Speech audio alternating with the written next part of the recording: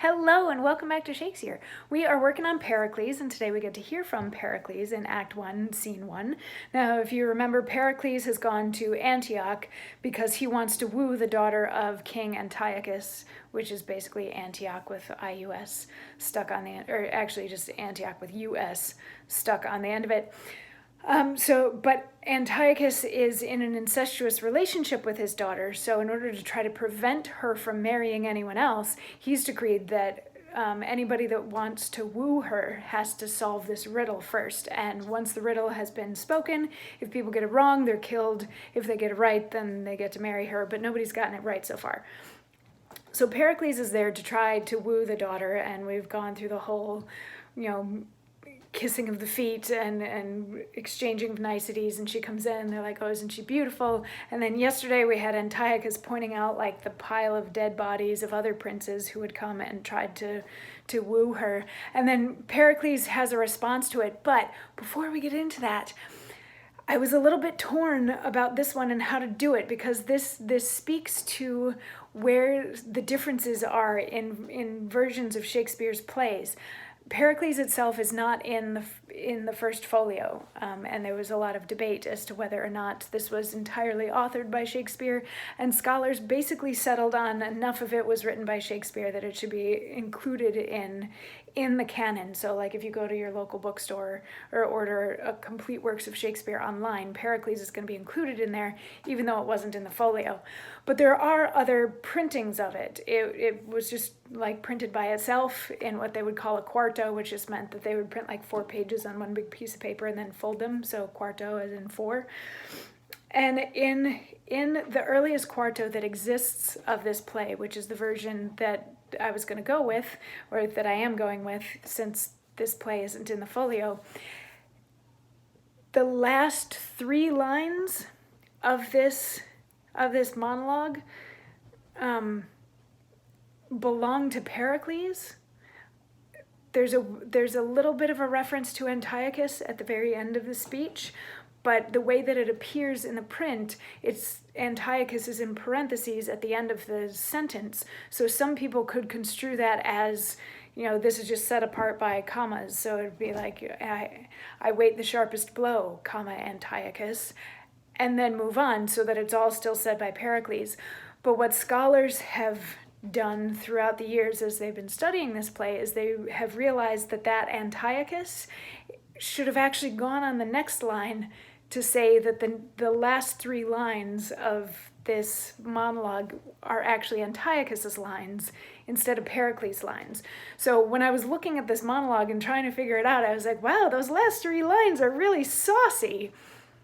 But then I looked at another version, and in other versions they attribute those lines to Antiochus, so he's being saucy back at Pericles instead of Pericles being saucy at Antiochus. So it's a little unorthodox, but I'm going to do this monologue 2 ways. I'm going to do it first without those lines, and then I'm going to do it with those lines. And I know I could just do it and then pause and say those last 3, but I like the flow of it better if you get to hear it both ways. So take number 1 is what most versions would have you believe is the proper way to do this monologue. So Pericles, in response to Antiochus saying, check out all these dead bodies over here, one of them could be you, Pericles says, Antiochus, I thank thee, who hath taught my frail mortality to know itself, and by those fearful objects to prepare this body like to them to what I must. For death remembered should be like a mirror, who tells us life's but breath, to trust it error. I'll make my will then, and as sick men do who know the world, see heaven, but feeling woe, gripe not at earthly joys as erst they did. So I bequeath a happy peace to you, and all good men, as every prince should do. My riches to the earth from whence they came, but my unspotted fire of love to you. Thus ready for the way of life or death, I wait the sharpest blow. So that's the first way that it's done. And what he's talking about is he's like, thanks for pointing that out, Antiochus, but only a real wimp isn't going to take the chance on something that might kill him for the sake of,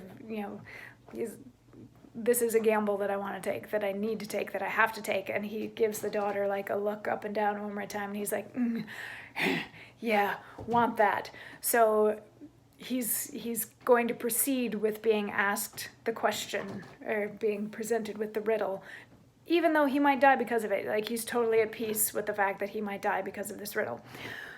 But the other way, as it looks in the version that we're actually working from, the speech goes a little like this.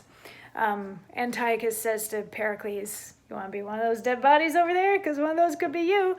And Pericles says, Antiochus, I thank thee, who has taught my frail mortality to know itself, and by those fearful objects to prepare this body, like to them, to what I must.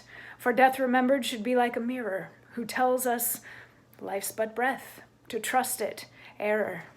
I'll make my will then, and, as sick men do, who know the world, see heaven, but feeling woe, gripe not at earthly joys as erst they did. So I bequeath a happy peace to you, and all good men, as every prince should do. My riches to the earth from whence they came, but my unspotted fire of love to you. Thus ready, for the way of life or death, I wait the sharpest blow, Antiochus. Scorning advice, read the conclusion then, which read and not expounded, 'tis decreed, as these before thee, thou thyself shalt bleed. So when Antiochus is saying those last 3 lines, we have Pericles saying, like, come on, bring it, I'm ready, life or death, let's do this thing. And Antiochus is like, oh, you silly man. All right, well, let's bring the riddle in, and if you don't solve it, you're gonna end up just like those guys. But when Pericles says it, I think it gives it a different flavor. It makes Pericles much bolder. That he's like, come on, bring it, give me the thing. And then the wording in the last line, as these before thee, thou thyself shalt bleed.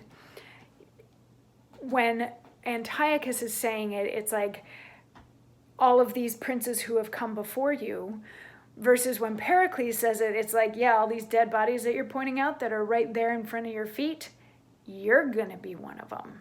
Which may or may not necessarily make sense, but it is a little threatening, almost as if like Pericles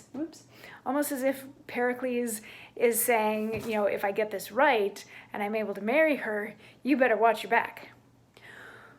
Which is maybe why scholars said that it makes more sense for those 3 lines to go to Antiochus. Anyway, but these are the fun things about Shakespeare, and how you can like talk about it forever, and why the plays keep getting produced over and over and over again, because depending on what version you've got, depending on how it gets cut, how it gets put back together, you can get totally different plays and totally different reads on characters and all that kind of stuff. So it's fun stuff, and it's exciting to me. So anyway, regardless of who said those last 3 lines, or who your production says should say those last 3 lines, the daughter's like, okay, let's do this thing, and tomorrow we get to hear the riddle. Oh, fun stuff. Tomorrow we get to hear the riddle. So come on back for that, and I will see you then. Mwah.